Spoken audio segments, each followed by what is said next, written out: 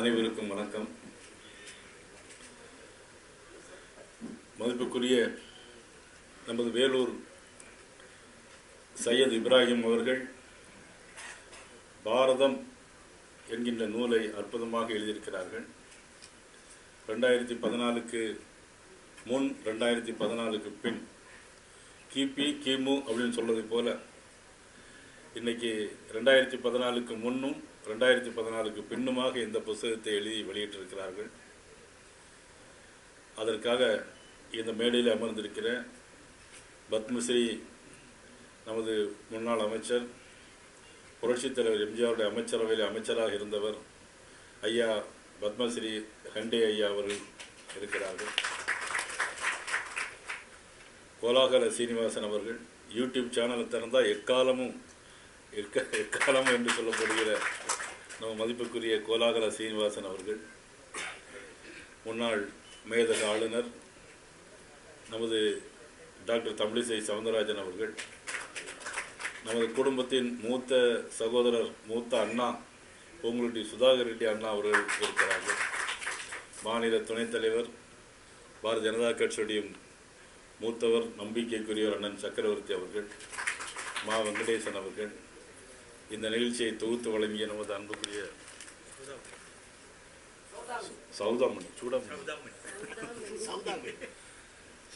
சௌதாமணி அவர்கள், அண்ணன் KS ராதாகிருஷ்ணன் அவர்கள், மா வெங்கடேசன் அவர்கள், நமது அண்ணன் சீனிவாசன் அவர்கள், அண்ணன் நம்பி நாராயணன், வேட்டவல மணிகண்டன், சுமதி வெங்கடேசன், திருமலா சம்பத், ஜான்சன், நமது ஐயா எல்லாரும் வந்திருக்கிறாங்க.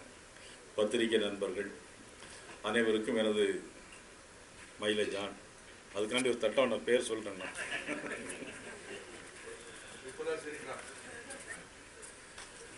உங்கள் அனைவருக்கும் எனது பணிவளர்ந்த வணக்கத்தை நான் தெரிவித்துக் கொள்கிறேன். இந்த புத்தகத்தில் 168 பக்கம், 168 பக்கத்தையும் படித்து முடித்த அண்ணன் கோலாகல சீனிவாசன் அவர்களும் டாக்டர் தமிழிசை அவர்களும் அதனுடைய எசன்ஸ் அப்படியே சொல்லி முடித்திருக்கிறார். இதில் நான் வேற ரொம்ப பேச வேண்டிய அவசியம் இல்லை என்று நான் கருதுகிறேன். நமது வாழ்த்துறை வழங்கிய நமது மூத்த அண்ணா சுதாகர் ரெட்டிஜி மனமாற வாழ்த்தியிருக்கிறார்கள். உண்மையிலேயே இந்த மாதிரி புத்தகம் இந்த ரமலான் மாதத்தில் வந்திருப்பது என்பது உண்மையிலேயே வரவேற்கப்பட வேண்டிய அவசியம். ரமலான் மாதத்தில் தான் குர்ஆன் இறக்கப்பட்டது. டாக்டர் தமிழிசை அவர்கள் சொன்னார்கள், ரமலான் மாதம் 30 நோம்பில் 27வது இரவில் இந்த ரமலான் நோம்பில் குர்ஆன் இறக்கப்பட்டது. ஆனால் இன்றைக்கு 7வது நாள் நோம்பில் இன்றைக்கு பாரதம் என்கின்ற புக்கை வேலூர் சையத் இப்ராஹிம் இறக்கியிருக்கிறார். ஒரு மனிதன், மலையாளத்தில் ஒரு பழமொழி உண்டு, மலையாளத்தில் சொல்ல வேண்டாம், மனிதன் ஏதுவாக இருந்தால், மதம் ஏதுவாக இருந்தாலும் மனிதன் நல்லவனாக இருக்க வேண்டும் என்பதுதான் மலையாளத்தில் ஒரு பழமொழி. ஆக மதம் எதுவாக இருக்கலாம், இந்துவாக இருக்கலாம், கிறிஸ்தவராக இருக்கலாம், முஸ்லீமாக இருக்கலாம். ஆனால் எல்லா மதங்களும் அன்பை தான் போதிக்கிறது. அன்பே சிவம், லவ் இஸ் ஜீசஸ், அருள் வடிவானவர் அல்லாஹ். இதைத்தான் எல்லா மதமும் போதிக்கிறது. ஆனால் எல்லா மதமும் போதிக்கிறது எல்லா மதத்தினரும் கடைபிடிக்கிறார்களா என்று சொன்னால் அது கடைபிடிக்க முடியாத ஒரு சூழ்நிலை வருகிறது. அதற்கெல்லாம் காரணமாக இருக்கிறது நமது திராவிட முன்னேற்ற கழக அரசு என்பதை நான் இந்த நேரத்திலே நான் தெரிவித்துக் கொள்ள விரும்புகிறேன். டாக்டர் தமிழிசை அவர்கள் அழகாக சொன்னார்கள், இன்றைக்கு சிறுபான்மையர் வாக்கு வங்கிக்காக, இன்னைக்கு சிறுபான்மையை பிரித்தாளுகிற சூழ்ச்சியாக இன்னைக்கு திமுக அரசாங்கம் இருந்து கொண்டிருக்கிறது. அதனை முறியடிக்கின்ற வகையில் வேலூர் சையத் இப்ராஹிம் அவர்கள் அற்புதமான நூலை வெளியிட்டிருக்கிறார்கள். பொது சிவில் சட்டமாக இருந்தாலும் சரி, முத்தலாக் சட்டமாக இருந்தாலும் சரி, மற்றும் எந்த சட்டமாக, வக்ஃப் சட்டமாக இருந்தாலும் சரி, எல்லா சட்டமும் இன்றைக்கு பாரதிய ஜனதா கட்சி கொண்டு வந்திருக்கிறதுன்னு சொன்னால் இன்னும் அடுத்த 100 ஆண்டுகள் அல்ல, அடுத்து வரும் சந்ததியினர், இந்துக்கள், இஸ்லாமியர்கள், கிறிஸ்தவர்கள் ஒற்றுமையாக வாழ வேண்டும் என்பதற்காக கொண்டு வரப்பட்ட சட்டங்கள் தான் இந்த சட்டங்கள். அதை இந்த புத்தகத்தில் அற்புதமாக அவர் தெளிவாக சுட்டிக்காட்டியுள்ளார். உண்மையிலே அவரை நான் மனதார உளமாற பாராட்டுகிறேன். அது மட்டுமல்ல, அவர் கடைபிடிக்கின்ற எல்லா நெறிகளுமே என்னை பொறுத்த மட்டிலும் சரியானவைத்தான். ஆனால் சில பேர் அது வெறுப்பாகவே பார்த்து கொண்டிருக்கிறார். நான் வெறுப்பாக பார்க்கக்கூடியவர்களுக்கு என்னுடைய வேண்டுகோள், சையத் இப்ராஹிம் அவர்களை நீங்கள் தயவு செய்து யாரும் தவறாக புரிந்து கொள்ள வேண்டாம். அவர் நினைக்கின்ற கருத்துக்கள், சொல்லுகின்ற கருத்துக்கள் சரியா இல்லையா என்பதை மட்டும் சீர்தூக்கி பார்க்க வேண்டுமே தவிர, நீங்கள் சையத் இப்ராஹிம் அவர்களை யாரும் தவறாக நினைக்க வேண்டாம் என்று இந்த நேரத்தில் நான் கேட்டுக்கொள்கிறேன். அதே மாதிரி பாரதிய ஜனதா கட்சியில் இன்னைக்கு அகில இந்திய அளவில் வேலூர் இப்ராஹிம் அவர்கள் தெரிகிறார்கள் என்று சொன்னால், இந்த கட்சி அவருக்கு என்ன செய்தது என்று செய்வதை காட்டிலும் இந்த கட்சிக்காக அவர் நிறைய அர்ப்பணித்திருக்கிறார். கட்சி அவருக்கு பெரிதாக செய்யவில்லை என்று சொன்னாலும் கூட, ஒரு கட்சி பொறுப்பை கொடுத்திருந்தாலும் கூட, இந்த கட்சிக்காக அவர் செய்த பணிகள், அவர் பட்ட துயரங்கள், அவர் காணுகின்ற தொல்லைகள் அதிகம். இனிமேலாவது இறைவன் அவர்களுக்கு ஒரு நல்ல இதை இந்த ரமலான் மாதத்தில் தர வேண்டும் என்று நான் என்று அனுபவிக்கிறேன். இன்றைக்கு நிறைய பேர் இன்னைக்கு திமுகவை சேர்ந்தவர்கள், திமுகவுக்கு ஆதரவாக இருக்கக்கூடிய சில பேர்கள் இன்னைக்கு இஸ்லாமியர்களுக்கு எதிரான கட்சி பாரதிய ஜனதா கட்சி அப்படின்னு சொல்றாங்க. ஆனால் இஸ்லாமியர்களுக்கு ஆதரவான கட்சி தான் பாரதிய ஜனதா கட்சி.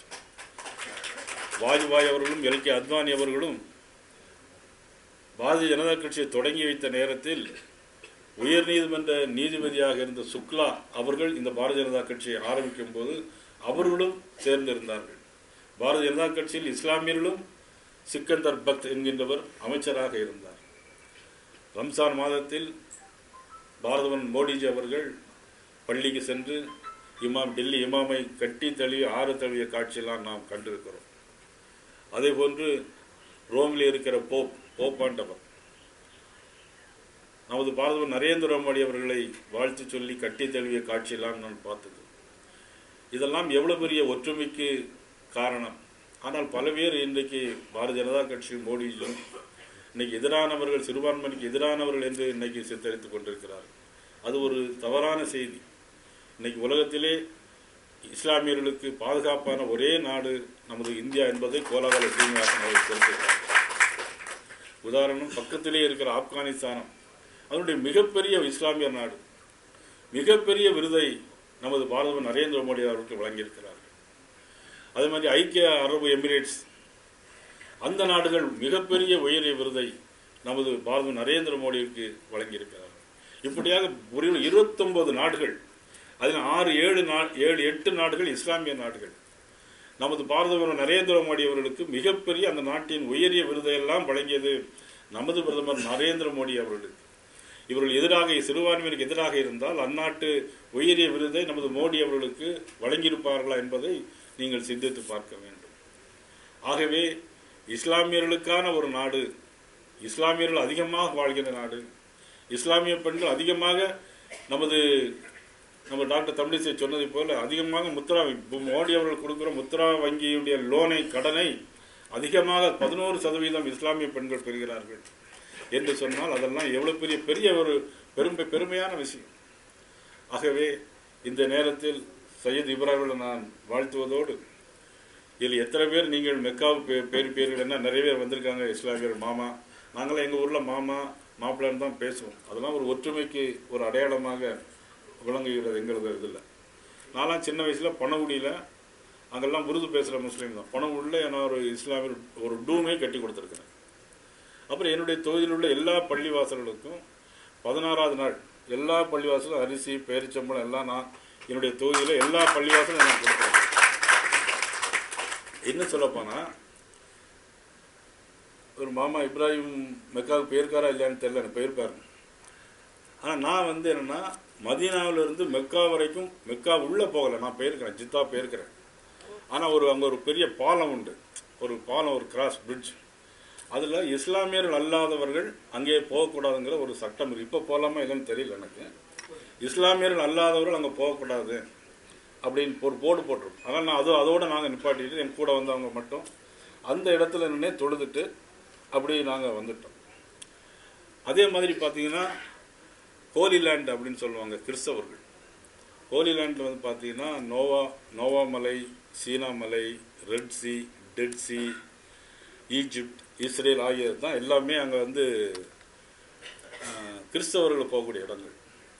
அதில் கிறிஸ்தவர்கள் இப்போ பெத்லகேம், ஜெருசலேம். ஆக ஜெருசலேம் பார்த்தீங்கன்னா ஜீசஸ் பிறந்த இடம். பெத்லகேம், ஜெருசலேம் ஜீசஸுடைய கல்லறையில் அறைந்த இடம், அந்த கல்லறையில் இருந்த இடம். இந்த எல்லா இடத்துக்கும் நான் போயிருக்கிறேன். அதை எல்லா ஹோலி லேண்டுக்கு நான் போயிருக்கிறேன். அதே மாதிரி மெக்காவுடைய வாசல் வரைக்கும் நான், ஏன்னா எல்லா மதமும் நல்லது தான் சொல்லிட்டு இருக்கு. அதனால் வந்து அவரவர்களுக்கு அவரவருடைய மதம், அவரவர்களுக்கு ஒவ்வொரு தாய் தந்தை எப்படியோ அதே மாதிரி அவருடைய மதம் அந்தந்த வழியிலேயே நடக்க வேண்டுமே தவிர அதில் ஒரு மதத்தை குறைத்தோ கூட்டியோ பேசுவது என்பது, ஒரு மதத்தை நாம் புகழ்ந்து பேசலாம், தவறில்லை. இன்னொரு மதத்தை குறைத்து பேசுவது என்பது அது சரியான இதாக இருக்காது என்பது தான் என்னுடைய கருத்து. இஸ்லாத்தில் நல்ல விஷயங்கள் நிறைய இருக்கிறது, எல்லா விஷயங்களும் நல்ல விஷயங்கள் தான். ஆக 5 நேர தொழுகைன்னு சொல்லுவாங்க. ஆக கலிமா, தொழுகை, நோன்பு, ஜக்காத்து, ஹஜ், இந்த 5ஐயும் கடைபிடிக்கவன் தான் ஒரு உண்மையான முஸ்லீம். கலிமா என்பது லாலில்லாக இல்லல்லாக முகமது ரசூலுல்லாஹ்.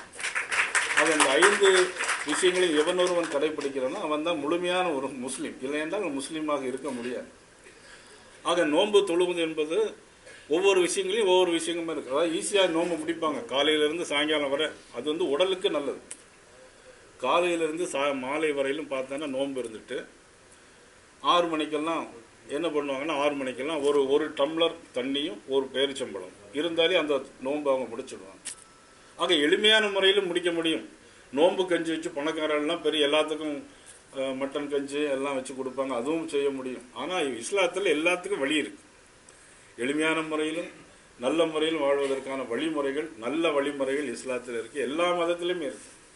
ஆக பைபிளில் இருக்கிறது மாதிரி, பகவத்கீதையில் இருக்கிற மாதிரி, பகவத்கீதை என்பது ஒரு வாழ்க்கை முறை.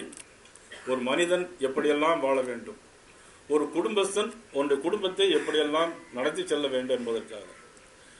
ஆக ஒரு அரசனாக இருந்தால் அவனுடைய தர்மங்கள் என்ன என்பதையெல்லாம் பகவத்கீதை சொல்கிறது. அதாவது கடவுள் பரமாத்மா வந்து மனிதன் உருவம் எடுத்து எப்படியெல்லாம் வாழ வேண்டும், எப்படியெல்லாம் ஆள வேண்டும் என்பதற்கு உதாரணம் தான் பகவத்கீதை. ஆனால் இன்றைக்கு நாட்டை ஆள தெரியாமல் இருக்கிறார்கள் என்று சொன்னால் அதுதான் இன்றைக்கு மிகப்பெரிய வருத்தமான ஒரு விஷயம். இந்த மாதிரி சூழ்நிலையில் இன்றைக்கு பாரதம் என்கின்ற புக்கை அழகிய பண்போடு தைரியத்தோடு இன்றைக்கு எழுதி வெளியிட்டிருக்கிற நமது வேலூர் சையத் இப்ராஹிம் மாமா அவர்களை மனமாற உளமாற நான் பாராட்டுகிறேன். தொடர்ந்து அவர்கள் பயணிக்க வேண்டும். அவர்களுக்கு இனிமேலாவது புரிந்து கொண்டு அவர் பக்கம் நீங்கள் எல்லோரும் வர வேண்டும் என்று வாழ்த்தி விடைபெறுகிறேன். நன்றி, வணக்கம்.